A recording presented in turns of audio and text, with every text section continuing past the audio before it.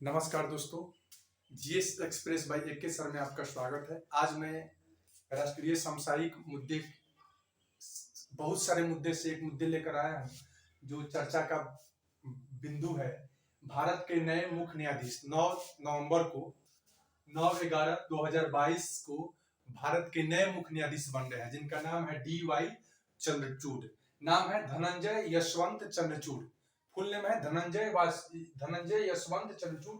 ये भारत के 50वें मुख्य न्यायाधीश बनने जा रहे हैं। 9 तारीख को बनेंगे, 2024 तक रहेंगे। ये लगभग 2 सालों का कार्यकाल रहा है। और DY चंद्रचूड़ जो बनने जा रहे हैं भारत के नए मुख्य न्यायाधीश, ये इनके पूर्व में देखा जाए, यानी पूर्ववर्ती मुख्य न्यायाधीश बनने से पहले इनकी कुछ सुप्रीम कोर्ट में कुछ डिसीजन है, तो बहुत फेमस डिसीजन अभी जस्ट 1 महीना पहले हुआ था कि कोई भी प्रेग्नेंट कोई भी महिलाएं हैं, इसमें इनका 4 पॉइंट है। पॉइंट का इनसे रिलेटेड कोई जजमेंट है, निर्णय है। एक आते हैं आपको राइट ऑफ प्राइवेसी, निजता का अधिकार। राइट टू प्राइवेसी, निजता का अधिकार जो आर्टिकल अनुच्छेद 121 के तहत इनको दिया गया था कि ये मौलिक अधिकार है। Right to privacy is a fundamental right, ठीक है। कोई भी राइट टू निजता का अधिकार। फिर IPC के धारा 497 जो था इनसे रिलेटेड था, ये भी निर्णय दिए थे। फिर समलैंगिकता को आपराधिक श्रेणी से बाहर किया गया था, यानी जो भी होमोसेक्सुअल लेस्बियन लोग होते हैं वो भी उनको एक श्रेणी में रखना। पहले एक तरह से क्या था, अधिक करने का मतलब दंडनीय अपराध की श्रेणी में था। तो समलैंगिकता जो होती है, होमोसेक्सुअल लेस्बियन थी, वो आपको क्रिमिनल एक्टिविटी से इसको बाहर किया गया है। कोई भी लड़का शादी कर सकता है, लड़की शादी कर सकती है। ये यानी कि नेचुरल जो रूल है, नेचुरल प्राकृतिक का जो नेचर का जो अधिकार था, नेचर का जो रूल था कि लड़का लड़की शादी करेगी, लड़की लड़का शादी करेगा। तो ये अगर लड़का कोई भारत में कोई बहुत सारे यूरोपियन कंट्री में, बहुत सारे पश्चिमी देश में ऐसा हो गया था कि कोई लड़का से शादी करे, लड़की लड़की से शादी करे। लेकिन भारत में ये क्या था, आपराधिक श्रेणी में था, क्रिमिनल एक्टिविटीज था। तो उसको ये बाहर करने का काम किए थे। 496 जो IPC की धारा होती है उसको बाहर करने का काम किए थे। फिर मोस्ट इंपॉर्टेंट और पूरे भारत के लिए और पूरे हिंदू समुदाय के लिए था ना कि अयोध्या विवाद को हल करने का भी काम इन्होंने किया था। उसमें जो आपको निर्णय देने में थी, जजमेंट में, संविधान पीठ में, ये भी चंद्रचूड़ सिंह भी थे, DY चंद्रचूड़ भी थे। और एक और अभी 1 महीना पहले इनके घटना हुआ था, एक और निर्णय आया था, अविवाहित महिलाओं को सुरक्षित गर्भपात का अधिकार। ये होता था पहले, ऐसा नेचर का नियम था कि शादी, किसी लड़की का शादी हो जाएगा तभी वो गर्भ धारण करने की उसके एक लीगल राइट मिलता है, कानूनी अधिकार। और कानूनी अधिकार कहा जाए, एक नेचुरल राइट भी और एक सोशली राइट भी बनता है कि अगर कोई लड़की है, शादी आफ्टर मैरिज, शादी के बाद ही वो क्या करती है, मतलब मां बन सकती है। लेकिन ये अभी हाल में ही 1 महीना पहले निर्णय हुआ था कि नहीं, अगर कोई भी लड़की 18 साल के पहले है और वो उसके पेट अगर 20 से 24 सप्ताह के अंदर उसका गर्भपात करने का अधिकार दिया। यानी कहने का मतलब है, अगर वो बच्चा 20 से 24 सप्ताह तक उसमें है, पेट के अंदर उसके माने मां बनने की क्षमता, तो वो गर्भपात करा सकती है, इवन कि उसका शादी नहीं भी हुआ है। समझ में आ रहा है? तो DY चंद्रचूड़ का माने राइट, माने बहुत सारे इंपॉर्टेंट ऐसे डिसीजन हुआ था। निजता का अधिकार, अयोध्या वाद विवाद यानी कि राम मंदिर का मुद्दा, फिर IPC 497 वाला धारा, फिर आपको ये गर्भपात करने का अधिकार। ये सब कुछ उनके महत्वपूर्ण फैसले हैं जिसके चलते ये क्या होते हैं, फेमस होते हैं और इनका बहुत ज्यादा पब्लिसिटी होता है। यानी कि ये बहुत इंपॉर्टेंट कंटेंट है और बहुत इंपॉर्टेंट चीज DY चंद्रचूड़ से रिलेटेड है। तो ये भारत के 50वें मुख्य न्यायाधीश बनने जा रहे हैं, 9 तारीख को बनेंगे। इनके जो प्रीसेसर्स हैं, UU ललित के सक्सेसर हैं आपको कौन, DY चंद्रचूड़। तो UU ललित से क्वेश्चन पूछता है ना, ये UU ललित जो बने हैं भारत के 49वें हैं। वर्तमान में भारत के जो मुख्य न्यायाधीश हैं UU ललित है, ये 49वें मुख्य न्यायाधीश भारत के। 50वें बनने जा रहा है DY चंद्रचूड़। पूरा नाम है इनका धनंजय यशवंत चंद्रचूड़। ये बार काउंसिल से UU ललित से क्वेश्चन निकट भविष्य में क्या पूछ सकता है कि बार काउंसिल से जाने वाले भारत के दूसरे मुख्य न्यायाधीश बनते हैं। इनके पहले 71 में सिकरी जी थे।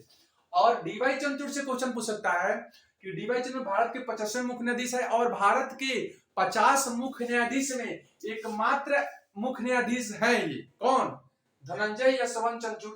कि भारत के ये प्रथम मुख्य न्यायाधीश है जिनके पिता भी भारत के मुख्य न्यायाधीश रहे हैं। नाम था उनका, आपको उनके पिता का नाम है चंद्रचूड़ ही नाम है, वाई चंद्रचूड़ नाम है। क्या नाम है इनका?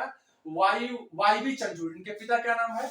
वाई चंद्रचूड़। ये भी भारत के मुख्य न्यायाधीश रहे हैं, 16वें मुख्य न्यायाधीश बने हैं। और एक और क्वेश्चन इससे रिलेटेड है, वाई चंद्रचूड़ से, ये फादर ऑफ डी.वाई चंद्रचूड़, इनके पिताजी हैं वाई चंद्रचूड़।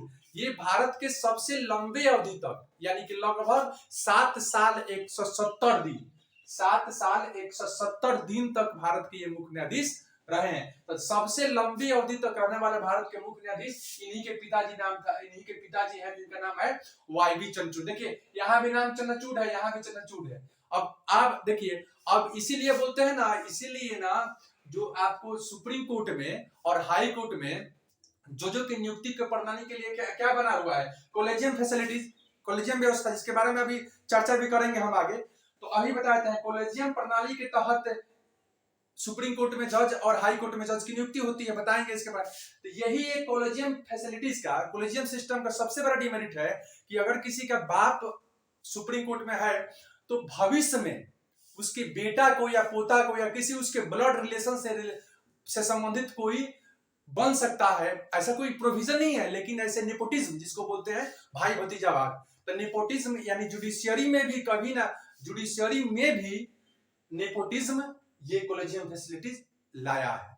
इसी कॉलेजियम फैसिलिटी को 2014 में 99वें संविधान संशोधन के तहत भारत सरकार ने NJAC लाया था, नेशनल जुडिशियरी अपॉइंटमेंट कमिटी, जो बाद में 2015 में इसको असंवैधानिक करार कर दिया, सुप्रीम कोर्ट असंवैधानिक करार दिया था। यानी इसी को ठीक करने के लिए, कॉलेजियम फैसिलिटीज को बेहतर करने के लिए और उसमें कुछ नया इंफॉर्मेशन लाने के लिए, नया मॉडर्नाइजेशन लाने के लिए भारत सरकार NJAC लाई थी। लेकिन बाद में 2015 में ही ना सुप्रीम कोर्ट इसको क्या कर दिया था? असंवैधानिक करार दिया था। बाद में इसकी चर्चा करेंगे। लेकिन एक समझ लीजिए, कॉलेजियम फैसिलिटीज का एक डिमेरिट है कि चंद्रचूड़ भी भारत के 16वें मुख्य न्यायाधीश थे और सबसे लंबी अवधि तक चंद्रचूड़ बने थे इनके पिताजी, और फिर इनके बेटा भी बन गए। तो भारत के प्रथम मुख्य न्यायाधीश है जिनके पिता भी भारत के मुख्य न्यायाधीश रहे हैं। ये हो गया इनके पिता से संबंधित कुछ तथ्य था। और देखिए एक चीज याद रखिए, सबसे लंबी अवधि तक रहने वाले भारत के मुख्य न्यायाधीश, ये इनके पिताजी, नाम क्या था? वाई चंद्रचूड़। और सबसे कम अवधि तक था KN सिंह, याद रखिएगा। KN सिंह सबसे छोटी अवधि के 1991 में बने थे, नवंबर से बने थे, दिसंबर में हट गए, यानी कि 17 या 18 दिन तक ही ये भारत के मुख्य न्यायाधीश रहे थे। सबसे शॉर्ट पीरियड में भारत के मुख्य न्यायाधीश रहने वाले KN सिंह 71 में, 91 में, और सबसे दीर्घ अवधि तक लंबा अवधि रहने वाले इनके पिताजी 16 में। इनका पीरियड था 78 से 85 तक, यानी 1978 से लेकर 1985 तक भारत के मुख्य न्यायाधीश रहते हैं इनके पिताजी DY चंद्रचूड़। ठीक है, तो सबसे लंबी अवधि है, सबसे दीर्घ अवधि तक, सबसे दीर्घ अवधि, सबसे छोटी अवधि बता दिए। और ये भारत के 25वें मुख्य न्यायाधीश है, याद रखिएगा। 29वें यू ललित अभी है, वर्तमान में बनने जा रहे हैं ये। और जजों की नियुक्ति से संबंधित कुछ अनुच्छेद है, उसके बारे में चर्चा करेंगे हम। और कॉलेजियम फैसिलिटीज क्या होती है? कॉलेजियम फैसिलिटीज क्या होती है? सुप्रीम कोर्ट में और हाई कोर्ट में जजों की नियुक्ति के लिए, नियुक्ति और ट्रांसफर के लिए एक नियम है जिसके तहत अभी वर्तमान में यही व्यवस्था चालू है। ये कॉलेजियम फैसिलिटीज होता क्या है? यानी कि सुप्रीम कोर्ट में जो मुख्य जज जो न्यायाधीश होते हैं और हाई कोर्ट में जो न्यायाधीश होते हैं, उनको अपॉइंटमेंट करने का एक मेथड है। हर हाई कोर्ट में जजों का ट्रांसफर भी यही इसी व्यवस्था से होता है। तो कॉलेजियम फैसिलिटी के कॉलेजियम एक सिस्टम बना हुआ है, एक रूल बना हुआ है, एक पॉलिसी बनी है, प्रोसीजर बना है, एक प्रोसीजर है जिसके तहत सुप्रीम कोर्ट में जज और हाई कोर्ट में जज की नियुक्ति का प्रावधान है। 1993 में, 1993 में, कुछ डाउट लग रहा है हमको, 1993 में कॉलेजियम फैसिलिटीज आया था। इसके पहले कैसा होता था? उसके पहले भी वैसे ही जो हायर मोस्ट सीनियर जो जज होते हैं उनको बनाया जाता था। लेकिन कहीं ना कहीं दो बार इंदिरा गांधी ने 2-3 बार ऐसा इस नियम का अवहेलना कर दी थी कि सीनियर मोस्ट जज थे और उसके उनको अवहेलना कर दूसरे को मुख्य न्यायाधीश बना दिया गया था। तो एक फैसिलिटी जो है 1993 में आया जिसको नाम है कॉलेजियम फैसिलिटी। ये होता क्या है कॉलेजियम फैसिलिटी? इसमें देखिए कॉलेजियम फैसिलिटीज को 2 प्रॉपर्टी से बना है। सुप्रीम कोर्ट में जजों की नियुक्ति, हाई कोर्ट में मुख्य न्यायाधीश की नियुक्ति और हाई कोर्ट में अन्य न्यायाधीश की नियुक्ति के लिए प्रावधान। अगर क्वेश्चन आएगा कॉलेजियम फैसिलिटीज है, कॉलेजियम प्रणाली से किसकी नियुक्ति है? किसकी नियुक्ति होती है, या सुप्रीम कोर्ट में केवल जजों की नियुक्ति होती है, या हाई कोर्ट में केवल जजों की नियुक्ति होती है, या सुप्रीम कोर्ट हाई कोर्ट में दोनों जजों की नियुक्ति होती है, या हाई कोर्ट या सुप्रीम कोर्ट में जजों का ट्रांसफर के लिए एक विधि है, प्रोसीजर है। तो हाई कोर्ट में भी जजों की नियुक्ति के लिए कॉलेजियम फैसिलिटीज है, और सुप्रीम कोर्ट में भी जज और मुख्य न्यायाधीश की नियुक्ति के लिए क्या कॉलेजियम फैसिलिटीज है। और हाई कोर्ट में जो जज के ट्रांसफर होता है, जैसे पटना हाई कोर्ट से Ranchi high court, Ranchi high court से गुवाहाटी हाई कोर्ट, तो ये भी फैसिलिटीज कौन करता है, ये कौन करता है, कॉलेजियम फैसिलिटीज करता है। तो कॉलेजियम होता क्या है, 1993 में आया था, याद रखिएगा। और इसमें सुप्रीम कोर्ट के जजों की नियुक्ति, तो सुप्रीम कोर्ट में जजों की नियुक्ति कैसे होती है भाई, तो CGI प्लस 4, इसमें जो पैनल बनते हैं, तो सुप्रीम कोर्ट के मुख्य न्यायाधीश प्लस 1+4, यहाँ लिखे 1 कहीं 1+4 या 4+1, यानी एक होंगे सुप्रीम कोर्ट के मुख्य न्यायाधीश। जैसे मान लेते हैं कि सुप्रीम कोर्ट में जज अभी 33 गो है ना, 33 अन्य सुप्रीम कोर्ट के मुख्य न्यायाधीश प्लस 32 गो अन्य न्यायाधीश, यानी 33 गो है। तो 33 गो है और अलग अलग 25 गो हाई कोर्ट है भारत में, तो 25 हाई कोर्ट में मुख्य न्यायाधीश और न्यायाधीशों की नियुक्ति के लिए यही फैसिलिटीज है। तो ये जो 25 को हाई कोर्ट है और एक सुप्रीम कोर्ट है, तो जज की नियुक्ति करना है तो कौन व्यवस्था करेगा, ये करेगा। तो इसमें नियम क्या बनता है कि सुप्रीम कोर्ट में 4 गो जो होंगे, 4 गो जो वरिष्ठ जज होंगे, इस पैनल में 4 गो जो सुप्रीम कोर्ट के वरिष्ठ जज होंगे, एक मुख्य न्यायाधीश, तो 5 गो है, 5 आदमी होगा, एक होगा सुप्रीम कोर्ट के जो भी मुख्य न्यायाधीश होते हैं वो, और 4 आदमी रहेगा। और 4 आदमी वो भी कौन, जो एकदम मस्ट सीनियर जज होते हैं वो होते हैं। पहले ऐसा था ना, पहले नियम था कि 2+1, यानी कि एक मुख्य न्यायाधीश जब आया था, एक मुख्य न्यायाधीश और 2 अन्य न्यायाधीश, फिर बाद में हो गया 4+1, यानी 4 गो वरिष्ठ जज और एक मुख्य न्यायाधीश। लेकिन अभी जो वर्तमान में DY चंद्रचूड़, इंपॉर्टेंट क्वेश्चन है, क्योंकि भारत के पहले ऐसे मुख्य न्यायाधीश हैं जिनकी नियुक्ति में 4+1 नहीं 5+1, यानी 5 गो मस्ट जज और एक मुख्य न्यायाधीश, यानी 5+1, 6 गो पैनल था इसमें। यानी कॉलेजियम में कितने लोग था इसमें, 6 गो। लेकिन अभी तक का कॉलेजियम में कितने लोग होते थे, 4+1, यानी 4 सीनियर मोस्ट जज, और वो भी कौन, सुप्रीम कोर्ट में, हाई कोर्ट वाला नहीं, और एक जो मुख्य न्यायाधीश होते थे। लेकिन इनके बनाने के लिए, DY चंद्रचूड़ को बनाने के लिए 5+1 फैसिलिटीज ये व्यवस्था हुआ है। 5+1 प्रणाली के तहत DY चंद्रचूड़ की कॉलेजियम व्यवस्था के तहत सुप्रीम कोर्ट के मुख्य न्यायाधीश बनने जा रहा है। ठीक है, तो इसमें क्या CGI प्लस वरिष्ठतम 4 गो जज होते हैं। ये करते क्या है, एक पैनल बन जाता है कि हाँ किसी को बनाना है, मान लेते कि फला XY को बनाना है, X कुमार सिंह को बनाना है, तो X कुमार सिंह को ये 5 आदमी अनुमोदन रिकमेंडेशन कर वो फाइल कहां भेजेगा, कॉलेजियम लोग कहां जाएगा, कानून मंत्री के पास। कानून मंत्री कौन है, किरण रिजिजू। तो किरण रिजिजू के पास भेजा जाएगा पहले कि हाँ ये XY कुमार भारत के अगले मुख्य न्यायाधीश होंगे। तो कानून मंत्री किसको भेजेंगे, प्रधानमंत्री को लेटर भेजेंगे। वही जो कॉलेजियम भेजा कानून मंत्री को लेटर, वो लेटर कानून मंत्री किसको भेजेंगे, प्रधानमंत्री। तो प्रधानमंत्री को किसको भेजेंगे, नरेंद्र मोदी को नहीं भेजेंगे, प्रधानमंत्री ऑफिस भेजता है, PMO ऑफिस जिसको बोलते हैं। तो प्रधानमंत्री ऑफिस रहेगा, प्रधानमंत्री PMO ऑफिस उसको भेजेगा राष्ट्रपति को, और राष्ट्रपति का सिग्नेचर कर देगा कि हाँ X कुमार भारत के अगले मुख्य न्यायाधीश बनेंगे, तो बन गए। लेकिन एक यहाँ विवेकाधिकार है राष्ट्रपति को कि राष्ट्रपति उस जो कॉलेजियम फैसिलिटी में जितना नाम है XYZ जो भी कुमार का, तो एक बार आप रिटर्न कर सकता है कॉलेजियम व्यवस्था, कॉलेजियम जो प्रणाली है उसको सुप्रीम कोर्ट के मुख्य न्यायाधीश के बाद रिटर्न कर सकता है। और फिर अगर सुप्रीम कोर्ट के मुख्य न्यायाधीश कॉलेजियम व्यवस्था में, इस कहने का मतलब नहीं सुप्रीम कोर्ट के मुख्य न्यायाधीश नहीं, उससे 5 आदमी है या 4 आदमी है चाहे 2 आदमी है, जो भी है वो लोग चाहेगा तो उसमें से सिस्टम में परिवर्तन कर सकता है, अदरवाइज नहीं कर सकता है। दोबारा कॉलेजियम व्यवस्था या सुप्रीम कोर्ट के मुख्य न्यायाधीश के जो पैनल है 4+1 वाला, फिर दोबारा भेजेगा कानून मंत्री को, कानून मंत्री PMO ऑफिस को, PMO डायरेक्ट राष्ट्रपति को। तो राष्ट्रपति को एनी हाउस पर सिग्नेचर करना है, ये कॉलेजियम व्यवस्था में है। वो दोबारा राष्ट्रपति का विवेकाधिकार नहीं है कि इसको नहीं हटाकर दूसरे को सुप्रीम कोर्ट के मुख्य न्यायाधीश या हाई कोर्ट के किसी जज या किसी की नियुक्ति कर सकते हैं। यानी कि हाई कोर्ट के जज, सुप्रीम कोर्ट के जज की नियुक्ति ये राष्ट्रपति का विवेकाधिकार नहीं है, ये बात समझ लीजिए। ये किस संविधान संशोधन किस अनुच्छेद के तहत होता है, 142(2) के तहत सुप्रीम कोर्ट में जजों की नियुक्ति होती है। आगे बढ़िए, एक सिस्टम था कॉलेजियम में आ गया CGI+4, यानी फिर अब हाई कोर्ट के मुख्य न्यायाधीश की नियुक्ति और ट्रांसफर भी कॉलेजियम व्यवस्था करती है, कॉलेजियम प्रणाली करती है। वही पैनल रहेगा कि दूसरा पैनल रहेगा, दूसरा पैनल रहेगा। देखिए राष्ट्रपति राष्ट्रपति कहाँ भेजेगा? सीजीआई के पास। राष्ट्रपति किसके भेजेगा? कॉलेजियम की व्यवस्था भेजेगा। कॉलेजियम को संबंधित राज्य के गवर्नर के परामर्श कर हाई कोर्ट में मुख्य न्यायाधीश की नियुक्ति होती है। हाई कोर्ट में मुख्य न्यायाधीश की नियुक्ति राष्ट्रपति करता है, मालूम है ना, राष्ट्रपति करता है। और राष्ट्रपति करेगा तो किसको भेजना था? राष्ट्रपति वो किसको भेजेगा? सीजीआई को लेटर भेजेगा कि हाँ पटना हाई कोर्ट के मुख्य न्यायाधीश की नियुक्ति, मान संजय करोल है तो संजय करोल पटना हाई कोर्ट के मुख्य न्यायाधीश है, तो पटना हाई कोर्ट में संजय करोल बनने से पहले राष्ट्रपति वो सीजीआई के पास लेटर भेजेगा।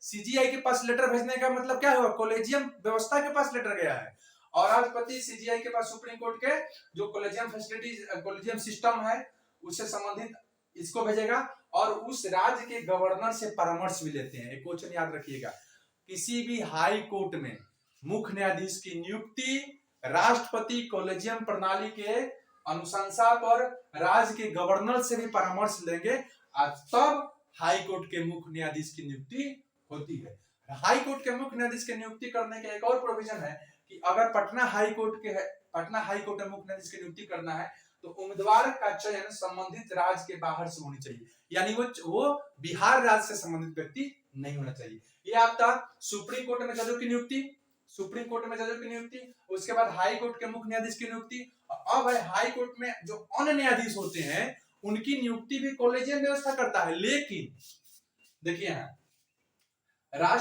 हाई कोर्ट की नियुक्ति करना, हाई कोर्ट के अन्य न्यायाधीश को नियुक्ति करता है तो राष्ट्रपति किसके पास गया? हाई कोर्ट में भी कॉलेजियम व्यवस्था होता है। हाई कोर्ट के कॉलेजियम फैसिलिटी, हाई कोर्ट के मुख्य न्यायाधीश प्लस 4 गो हाई कोर्ट के वरिष्ठतम जज होते हैं, ठीक है। और सीजीआई बोले तो सुप्रीम कोर्ट में कॉलेजियम फैसिलिटी है उसका हेड होते हैं उनको, और संबंधित राज्य के राज्यपाल से अनुमति लेकर हाई कोर्ट में अन्य न्यायाधीश की नियुक्ति होती है।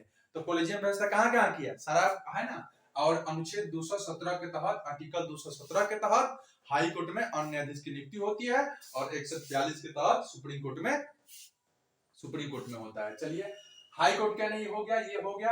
अब देखिए, अब एक चीज और समझिए, यहाँ ये धनंजय यशवंत चंद्रचूड़ है, उसके बारे में समझ लीजिए। भारत के एकमात्र भारत के सीजीआई जिनके पिता जी भारत के सुप्रीम कोर्ट के न्यायाधीश रहे, यानी कि इनके पिताजी पहले बता चुके थे। इनके पिता सबसे लंबे अवधि 78 से 84 तक भारत के मुख्य न्यायाधीश रहे हैं, और इनके पिता 16वें और पुत्र 50वें भारत के मुख्य न्यायाधीश हैं। ये पिताजी 16वें थे और पुत्र थे आपको 50वें भारत के मुख्य न्यायाधीश है। नाम है डीवाई चंद्रचूड़, पिता के नाम है वाई चंद्रचूड़। चर्चा में क्यों थे बता चुके थे। कॉलेजियम व्यवस्था क्या है, तो कॉलेजियम व्यवस्था की चर्चा भी आपको जानना भी चाहिए कि सुप्रीम कोर्ट में, हाई कोर्ट में जजों की नियुक्ति के लिए कौन व्यवस्था है? कॉलेजियम व्यवस्था है। और कॉलेजियम व्यवस्था जो है, तो कॉलेजियम व्यवस्था के जगह पर एक चीज याद रखिएगा, कॉलेजियम व्यवस्था के जगह पर ये कॉलेजियम व्यवस्था क्या करता है? सुप्रीम कोर्ट और हाई कोर्ट में मुख्य न्यायाधीश की नियुक्ति करता है।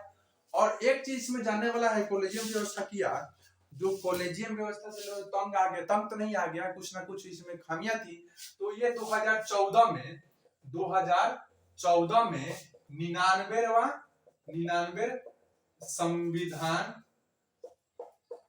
संशोधन के तहत आया था NJAC, यानी राष्ट्रीय न्यायिक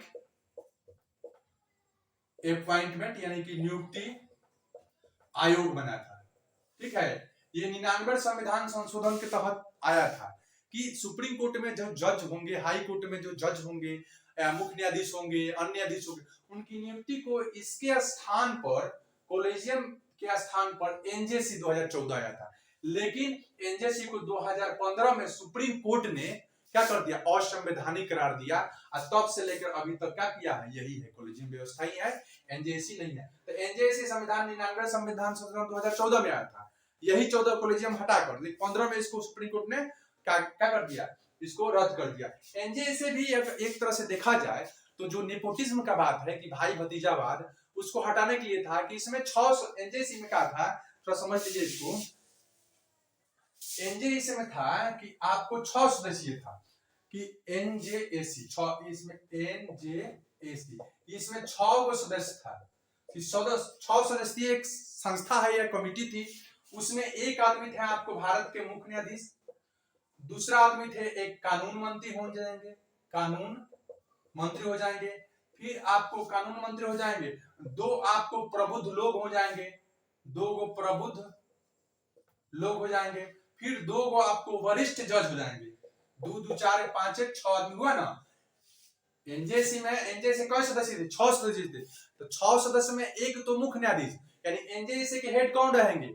नेशनल जुडिशियरी अपॉइंटमेंट कमेटी थी, इसके हेड थे सुप्रीम कोर्ट के मुख्य न्यायाधीश, और एक थे कानून मंत्री।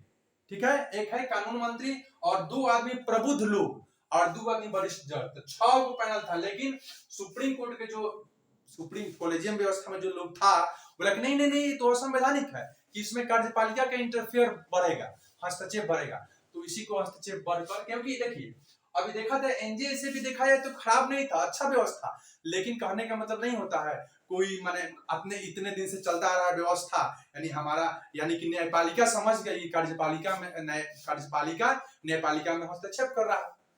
लेकिन कहीं ना भारत एक विश्व में एकमात्र ऐसा देश है जहां न्यायाधीशों की नियुक्ति में कार्यपालिका का अधिकार नहीं होता है। विश्व में एकमात्र ऐसा देश है भारत। क्योंकि अब मान लेते हैं सुप्रीम कोर्ट के मुख्य न्यायाधीश, हाई कोर्ट के मुख्य न्यायाधीश, सुप्रीम कोर्ट के न्यायाधीश, हाई कोर्ट के न्यायाधीश वही लोग बनेगा, यानी कि न्यायाधीश ही न्यायाधीश की नियुक्ति कर रहा है। यानी हम ही, मेरे सिस्टम में मेरा ही निर्णय चलेगा कि कौन आएगा कौन नहीं आएगा। तो पूरी तरह से तो डिसेंट्रलाइज हुआ नहीं। गांधी जी का सपना था विकेंद्रीकरण, डिसेंट्रलाइजेशन ऑफ पावर, तो जुडिशियरी में तो डिसेंट्रलाइजेशन हुआ नहीं। यानी कि ये जो था कॉलेजियम व्यवस्था है तो क्या सेंट्रलाइज हो गया, केंद्रीकृत हो गया कि हम ही बनाएंगे। यानी कि देखिए चंद्रचूड़ बने थे कभी, इनके बेटा भी आ गए। एक खन्ना जी हैं, उनके भी कभी ना कभी भविष्य में 2022-23 में उनके बेटे बनेंगे भारत के मुख्य न्यायाधीश। तो कहीं ना कहीं ये नेपोटिज्म है, न्यायपालिका में नेपोटिज्म है, ये लाता भी है। ये कॉलेजियम फैसिलिटीज, कॉलेजियम प्रणाली एक नेपोटिज्म ही है। तो इसी नेपोटिज्म के हटाने के लिए 2014 में मोदी सरकार ने लाया था एनजेएसी। लेकिन एनजेएसी अगर आ जाता तो सुप्रीम कोर्ट के न्यायपालिका कह रहा है कि नहीं ये कार्यपालिका का हस्तक्षेप हुआ।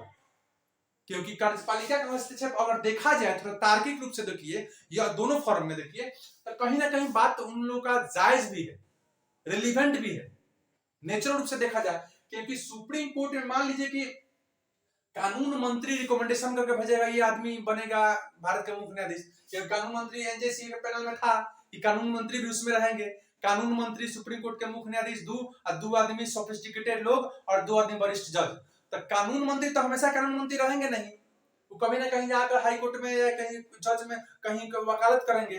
और उसी के द्वारा बनाया गया भारत के मुख्य न्यायाधीश है, हाई कोर्ट के मुख्य न्यायाधीश है। तो कहीं ना कहीं क्लेश होगा, पैदा होगा कि नहीं होगा कि हाँ हमको हम ही ने इनको नियुक्ति की है। तो कहीं ना कहीं फ्यूचर से देखने, फ्यूचर में ऐसा ना हो, क्लेश ना हो। न्यायपालिका जो शक्ति का पृथक्करण का सिद्धांत है, उस सिद्धांत पर अमल करते हुए लोग बोला कि नहीं जज की नियुक्ति और न्यायाधीश की नियुक्ति करेंगे तो हम ही लोग करेंगे। क्योंकि हम लोग जानते हैं कानून के अच्छा से ज्ञाता है, हम लोग जानते हैं कि कानून में क्या है। कार्यपालिका बहुत कम पढ़ी लिखी है और कार्यपालिका बहुत कम प्रबुद्ध होती है। प्रबुद्ध संस्था तो कार्यपालिका है नहीं, न्यायपालिका एक प्रबुद्ध संस्था है। तो प्रबुद्ध संस्था के लोग ही न जानेगा ना कि क्या प्रबुद्ध काम होगा। तो उसी के तहत इनको रद्द किया गया, एनजेसी को रद्द किया गया 2015 में। और तब से लेके ऐसे कॉलेजियम फैसिलिटीज अभी भारत में है।